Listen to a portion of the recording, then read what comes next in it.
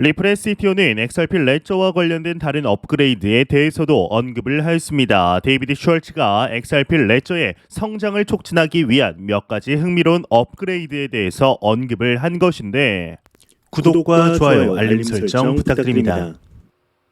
안녕하십니까. 암호화폐 정보를 전달해 드리는 닥터 비트맨입니다. 네, 주말의 마지막 일요일도 슬슬 마무리되고 있습니다. 어떻게 오늘 하루 잘 보내셨나요? 이제 얼마 전 북한의 정찰총국이 운영하는 것으로 의심되는 이 해커 조직 라자루스가 최근 3개월 동안 총 2억 4천만 달러, 한화 약 3,200억 원 규모 암호화폐를 훔쳤다라는 주장이 제기되었습니다. 연합뉴스에 따르면 암호화폐 전문 매체 디크립트는 암호화폐 추적 업체 엘립틱이 전날 발간한 보고서를 인용 라자루스의 소행으로 추정되는 사건을 이같이 정리한 것인데, 이 보고서는 라자루스가 최근 3개월 내에 발생한 주요 암호화폐 해킹 사건 5건에 연루되는 등 이 활동량을 늘리고 있다라는 지적이 나왔습니다. 이제 가장 최근에 이번 주에는 이 암호화폐 거래소 코인엑스를 해킹해 약 5,400만 달러, 한화 약 718억 원을 탈취해간 것으로 추정이 되었는데, 이 코인엑스는 지난 12일 암호화폐를 도둑맞았다 라는 사실을 인정한 바 있죠. 이 엘립틱은 최근 코인엑스에서 이 해킹된 자금 일부가 라자루스가 훔친 자금을 세탁하려고 사용한 암호화폐 주소로 전송됐다라고 전하게 되었는데요. 디크립트는 일부 자금이 소프트웨어인 이제 브릿지를 통해 이더리움으로 옮겨지기도 했다라는 설명도 나왔습니다. 이 브릿지라는 것은 서로 다른 블록체인 간 암호화폐를 전송할 때 사용되는 시스템이라고 보시면 되는데요. 이 자금은 이후 다시 라자루스가 관리하는 것으로 알려진 암호화폐 지갑 주소로 이체된 것으로 추적이 된 것이죠. 이 미 연방수사국 FBI는 라자루스가 온라인 카지노 베팅 플랫폼 스테이크닷컴에서 이달 초 약 4,100만 달러, 545억 원 상당의 암호화폐를 탈취했다라는 발표 또한 나왔습니다. 이 암호화폐 절취는 국제사회의 경제 제재를 받는 이 북한 정권의 주요 외화 벌이 수단으로 자리 잡았다라는 것이 중론인 상황입니다. 해킹으로 돈을 벌고 있다라는 것이죠. 미국을 비롯해 북한의 대량 살상 무기 증강을 우려하는 국가들은 훔친 암호화폐가 핵무기 프로그램 자금으로 쓰일 가능성에 대해서 우려하고 있습니다. 이 백악관이 지난 6월 이제 북한이 암호화폐 절도와 해킹과 사이버 공격으로 미사일 프로그램 자금의 절반 가량을 조달한 것으로 추정된다라고 추산을 하기도 하였는데요. 참 이게 북한이 북한했다라는 것이 아닐까 싶습니다. 참 조금 잠잠해질만 하면 라자루스가 한 번씩 나와서 해집어 놓는데, 저 라자루스 그룹은 참 어떻게 하지를 못하는 것일까요? 이와 더불어 최근 암호화폐 이 솔라나가 4거래일째 계속해서 올랐습니다.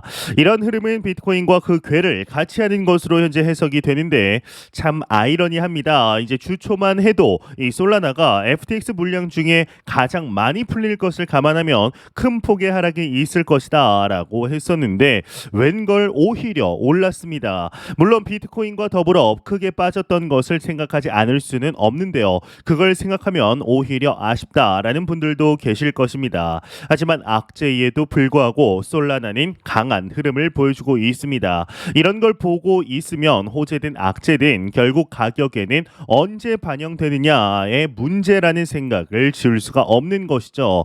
2023년 비트코인의 가격만 봐도 그렇습니다. 1월 1일 많은 사람들이 전약 후강을 이야기했습니다. 상반기에는 약세를 보이고 하반기에 강세를 보일 것이다 라는 분석들이 질비했고, 이런 전망들이 시장을 뒤엎었었습니다. 이제 보수적으로 시장을 평가하는 사람들은 이렇게 말할 수밖에 없었을 것입니다. 하지만 여러분들도 잘 아시다시피 비트코인 상승했습니다. 심지어 실버게이트 뱅크 사태와 같은 이 지방은행들의 부실 사태 앞에서도 비트코인은 상승했습니다.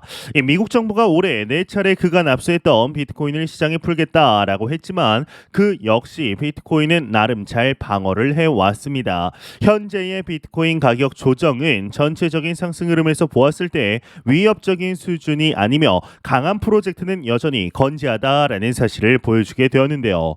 이 솔라나는 2021년 정말 큰 주목을 받았던 프로젝트입니다. 이더리움을 대체할 수 있을 것이다 라는 기대감도 컸고, 실제로 NFT이며 각종 스마트 컨트랙트 플랫폼들이 솔라나로 몰려갔습니다.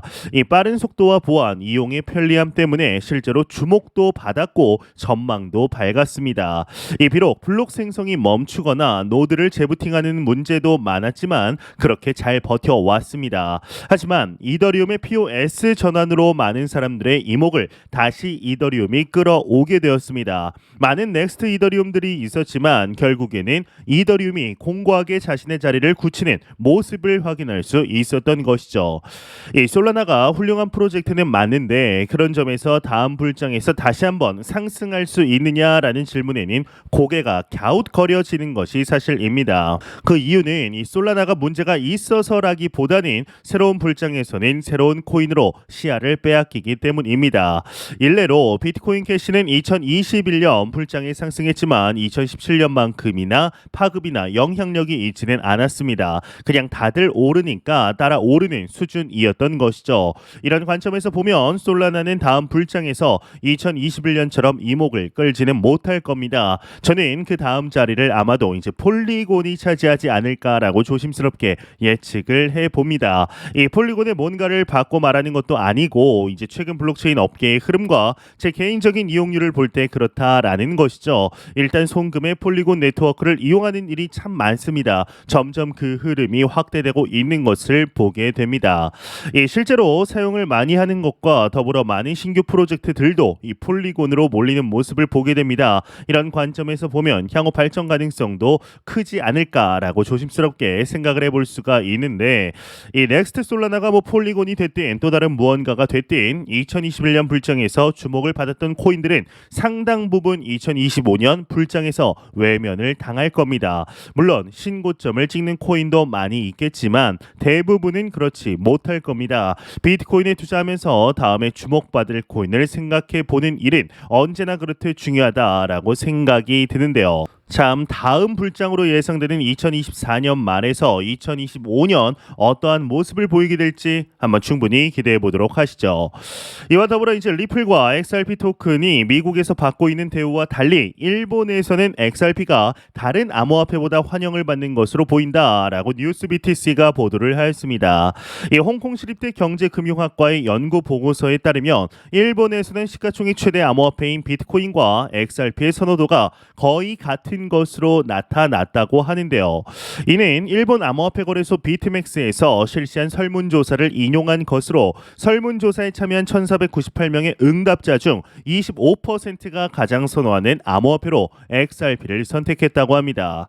이 비트코인과 이더리움을 꼽은 응답자는 각각 26%와 9%였다고 하는데 이 보고서는 이 설문조사 결과가 일본 투자자들의 XRP에 대한 선호도를 증명하기에는 불충분하다 라고 여겨질 수 있지만 일본 내에서 상당한 인기를 얻고 있음을 시사한다라고 밝히게 되었습니다.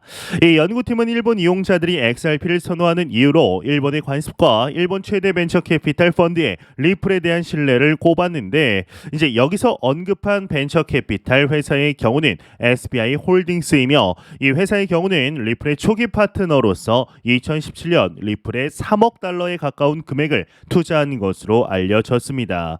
이를 바탕으로 보고서는 SBI 홀딩스를 일본에서 XRP의 성공을 이끈 주요 동인으로 지목을 하였는데요. 지난 6일 SBI 그룹의 국제송금 사업 부문 SBI 리미트는 보도 자료를 통해 리플 및 리플 아시아와의 파트너십을 대폭 확대한다라고 발표도 하게 됩니다.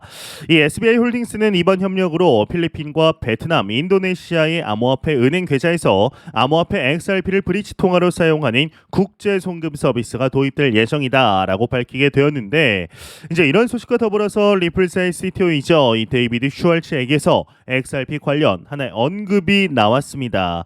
이 과거부터 크립토 마켓의 경우는 규제와의 전쟁을 지속해 오고 있는데 이에 규제에 적합한 코인은 비트코인과 XRP뿐만 아니죠. 이 비트코인과 XRP뿐이다라는 언급을 했다고 하는데 자세한 내용 함께 보도록 하겠습니다.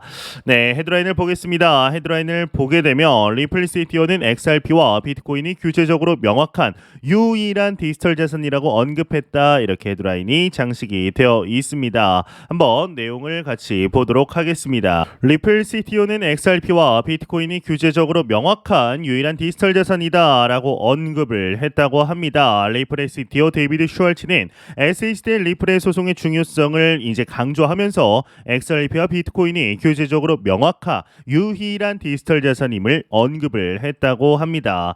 이 데이비드 슈왈츠는 리플의 CTO로 SEC 소송의 판사 아날리사 토레스 판결의 중요성을 강조를 하였는데, 이 판사 토레스는 7월 14일에 SEC 대 리플 소송에 대한 매우 기대되는 요약 판결을 발표를 하였죠. 이 판결은 양쪽 모두 부분적인 승리를 거둔 결과를 보이게 되었습니다.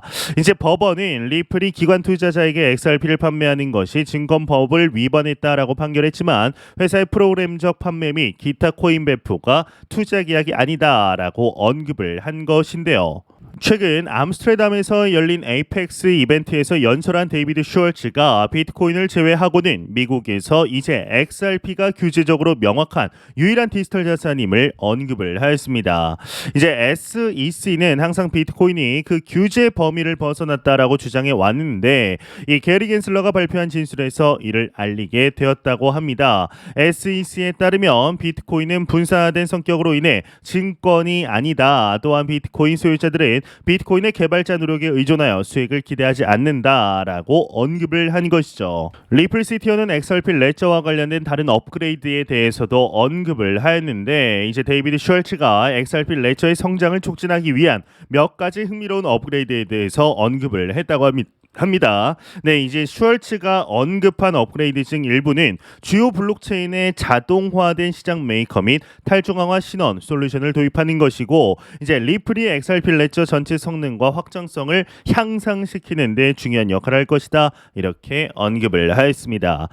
네, 현재 시간이 지나면서 이 XRP에 대한 기대감이 계속해서 올라가고 있습니다. 2017년 4,750원이라는 고점에 달성한 이후로 작년에 2021년에 발생했던 불장에서는 그의 절반에 미치는 수준밖에 도달하지 못하였습니다. 하지만 그럼에도 XRP의 내재적인 가치가 올라가는 소식들은 지속적으로 나오고 있고, 리플사는 사업을 성공적으로 확장시키고 있습니다. 심지어 SEC와의 소송이 끝나게 되면 IPO를 진행하여 주식 상장까지 노리고 있는데요. 이 주식을 상장하게 된다면 XRP의 가치는 덩달아 같이 올라갈 수밖에 없는 구조입니다. 그렇지만 현재 가격 자체가 참 아쉬울 뿐인데요. 그럼에도 XRP에 대한 기대감을 쉽사리 접을 수가 없습니다. 참 아쉬운 모습을 보여주고 있는 우리 애증의 코인 XRP이지만 앞으로 어떤 모습을 보여주게 될지 넥스트 불장의 주인공은 XRP가 되지 않을까라는 생각을 해보겠습니다. 네, 공포탐욕 지수 한번 보도록 하겠습니다. 전날 대비 2포인트 하락했습니다. 45포인트 기록하면서 여전히 공포 단계에 나타내고 있습니다. 이 지수 0이면 공포, 100이면 낙관을 의미하게 되죠. 네, 비트코인의 현재 가격에 대해서 과도한 하락이라는 관점이 있는 것과 동시에 추가적인 하락이 얼마든지 가능하다라는 관점도 있는 것이 사실입니다. 이 25,000달러를 지키지 못하면 20K까지 하락할 수 있다라는 관점이 엑스닷컴을 보게 되면 정말 많습니다.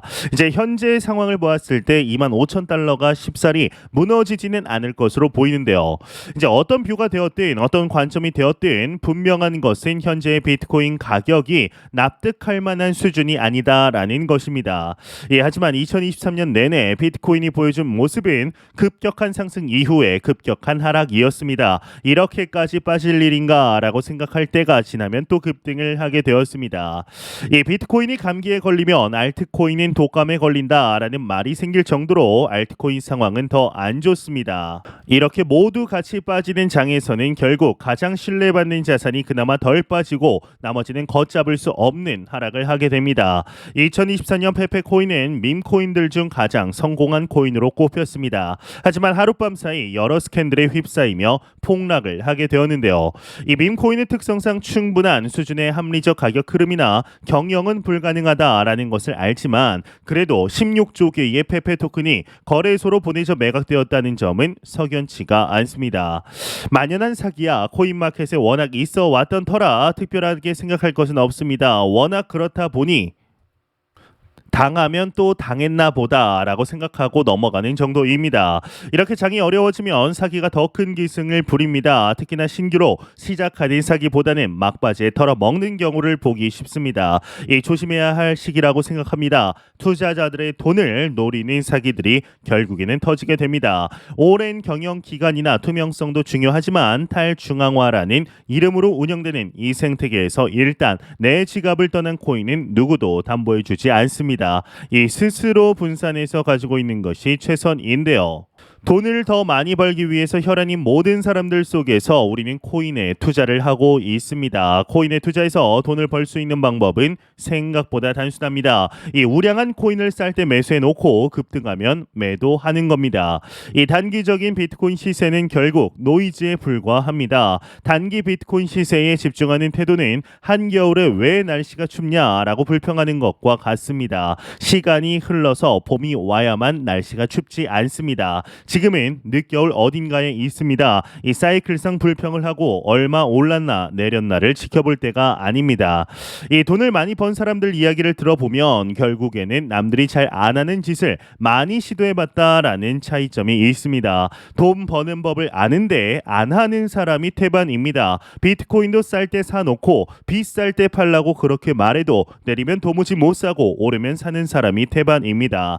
이 남들처럼 하면서 돈을 벌 수 있으리라 생각하는 것은 잘못된 생각이라기보다 망상에 가깝습니다. 남들이 무서워서 못 살 때 하락할 때 매수하고 급등해서 신고점을 뚫고 올라가면 슬슬 매도를 고민하면 됩니다. 많은 사람들이 그때 매수를 결정하기 때문이죠. 남들과는 다르게 비트코인 시세에 흔들리지 않고 밀고 가면 되는데요. 현재 비트코인은 들고 있으면 반드시 오르게 되고 일정 시점이 지나면 그때부터 알트코인이 출렁이기 시작할 겁니다. 그때까지는 기다리며 비트코인을 주워 담아야 합니다. 지금 해야 할 일은 느슨해졌던 매수 기회 단단히 잡는 것이다 라고 생각하는데요. 이 지속적인 강달러로 인해서 코인뿐 아니라 달러 투자를 고려하시는 분들은 USDT 스테이킹을 고려해 볼 수 있습니다. 법제도 변화로 국내에서 아예 가상자산 예치 자체가 불가능해지면서 해외 서비스 중에서 많은 사람들이 이용 중인 스테이킹 서비스를 찾는 이들도 늘고 있습니다. 이 넥소는 2018년 설립되어 크립토 업계의 많은 악재 속에서도 지금까지 안정적인 운영이 되고 있습니다. 특히나 자체적으로 리서치를 내놓고 크립토 업계에서 자체 자산을 가지고 운영하기 때문에 현재까지 안정적이라는 평가를 받고 있는 사실상 유일한 가상자산 예치 서비스가 바로 넥소입니다. 이 넥소에서 $1000 이상의 암호화폐나 USDT 등을 예치할 경우 예치 기간에 따라 USDC를 제공하고 있습니다. 기간은 9월 30일까지이며 넥소에서 운영하는 넥소 프로거래소를 통해 $1000 이상의 거래를 할 경우 넥소 토큰을 추가로 지급합니다. 이 두 가지 조건 모두를 충족할 경우에는 더 높은 예치 이자를 받을 수 있는 플래티넘 등급 1개월을 무료로 제공해 주는데요. 이용에 참고하시길 바랍니다. 네, 제가 준비해온 소식은 여기까지입니다. 영상 도움이 되셨다면 구독과 좋아요 그리고 광고 한 편만 처음부터 끝까지 시청 부탁드립니다. 이 채널은 오직 광고 수익으로 운영이 되게 됩니다. 항상 영상 시청해 주시는 시청자분들, 구독자분들 너무나 감사드립니다. 오늘 남은 시간도 잘 마무리하시길 바라면서 저는 더욱 도움이 되는 영상으로 찾아뵙도록 하겠습니다. 지금까지 닥터 비트맨이었습니다. 감사합니다.